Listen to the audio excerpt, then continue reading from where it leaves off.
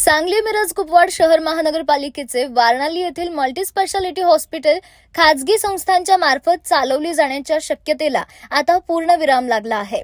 महापालिकेच्या महासभेमध्ये याबाबतचा महत्त्वाचा निर्णय घेण्यात आला आहे। स्वर्गीय मदन पाटील मल्टीस्पेशालिस्ट हॉस्पिटल वारणाली हे महापालिकेमार्फतच चालवलं जाईल अशी माहिती महापौर धीरज सूर्यवंशी यांनी महासभेत दिली। त्याचबरोबर हे हॉस्पिटल पूर्ण क्षमतेने चालवण्यासाठी पूर्ण 108 जणांची नोकर भरती लवकरच केली जाईल। मात्र शासनाच्या मान्यतेसाठी आमदारांनी याबाबत पाठपुरावा करावा असे महापौरांनी सांगितले आहे। एकंदरीत नोकर भरतीचा चेंडू महापौराने आमदारांच्या कोर्टात ढकलला आहे। महापालिकेमध्ये याबाबत बैठक घेणारे आमदार सुधीरदादा गाडगीळ आणि सर्वच आमदार खासदार यांनी याबाबत पाठपुरावा करावा असेही महापौर धीरज सूर्यवंशी यांनी यावेळी सांगितले। सांगली मिरज आणि कुपवाड शहर महापालिका क्षेत्रातील नागरिकांना अद्ययावत आरोग्य सुविधा मिळाव्यात या उद्देशाने महापालिकेने हॉस्पिटलची इमारत उभारली आहे। सदर हॉस्पिटलमध्ये 37 बेडचे मल्टीस्पेशालिटी युनिट सुरू करणे प्रस्तावित आहे।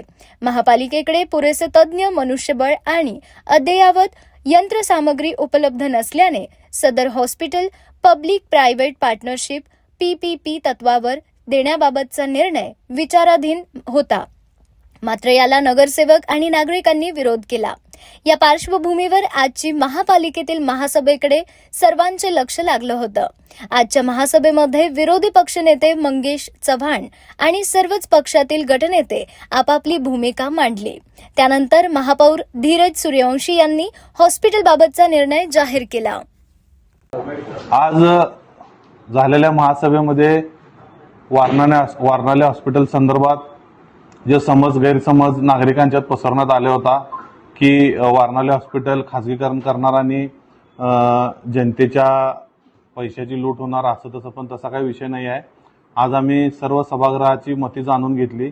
सर्व सभागृहाचं मत असं होतं की खाजगीकरण व्हायला नाही पाहिजे, पण आता जी परिस्थिती बघितली असता हॉस्पिटल बांधून तयार आहे, पण त्यासाठी लागणारा स्टाफ जर मल्टी स्पेशालिटी या शब्दाचा अर्थ सगळ्यांनी समजून घेतला पाहिजे की ज्या ठिकाणी सर्व रोगांवर सर्व प्रकारचे उपचार केले जातात, जर मल्टी स्पेशालिटी हॉस्पिटल चालू करायचं असेल तर तिथं 108 लोकांची भरती करणं गरजेचं आहे।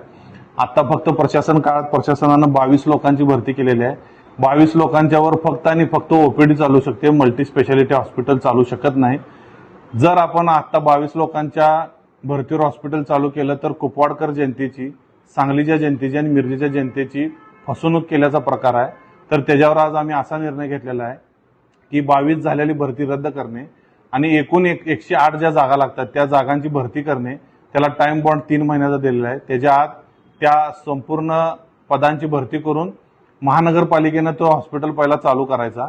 त्याचबरोबर जे विषयपत्र प्रशासनानं आणलं होतं की खाजगीकरणाचं वगैरे, तर ते हाणून पाडून आम्ही त्याच्यावर फक्त येणाऱ्या काही सेवाभाव संस्थांचं काय काम त्यात होणार आहे का, संस्था काय आपल्याबरोबर कोऑर्डिनेट करून काम करणार आहेत काय, मोफत सेवा देणार आहेत काय, त्या सगळ्याचा वक्फ करण्यासाठी आम्ही त्यांचं सुद्धा टेंडर फ्लॅश करायला सांगितलेलं आहे। आणि 1 वर्ष चालवलं। काही नगरसेवकांचं मत होतं की 1 वर्ष आपण चालूया, काही जणांचं मत होतं की 5 वर्ष आपण चालूया आणि मग निर्णय घ्या। तर आपण खाजगीकरणाला माझ्यासहित सगळ्यांचा विरोध आहे।